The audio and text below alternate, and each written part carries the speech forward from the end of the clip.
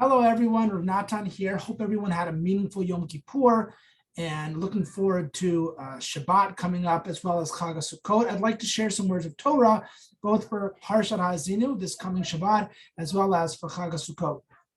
In Parshat HaAzinu, the song, the poem that we read about throughout this Parsha before Moshe's death, really giving inspiration to Am Yisrael before they go into Eretz Yisrael, before Moshe dies.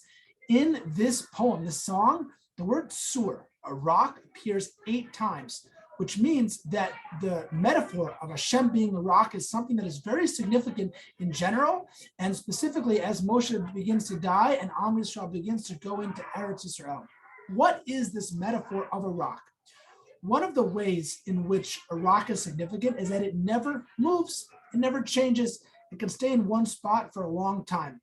And as this poem talks about exile, galut, and what's going to happen to Am Yisrael, Hashem being a tzur means that he's always going to be there with Am Yisrael, no matter where they are and no matter what happens. And that's a lesson for us, that even though we may be in Chutz La'aretz, or if we're in Eretz Yisrael, but we don't have a Beit HaMikdash yet, we don't have that intense godly presence that we want one day to be in a time of redemption. So Hashem is still with us. Some say that that's why we go into the sukkah, to be able to teach us that Hashem is with us no matter where we are, even in galut, even in exile, the sukkah being exile, going into that meaning Hashem is with us. He's a rock and he's always with us. And there's one more metaphor that the rock teaches us. In the Parsha, it says that the Jewish people, Am Yisrael, were fed oil from a rock. This harkens us back to the story of Moshe being able to facilitate with Hashem water coming from a rock. And that metaphor of a rock means that Hashem will always provide for you. He can provide for you no matter what the circumstances are, even if it looks like it won't happen, i.e. that there's just a rock there, he can bring water from a rock.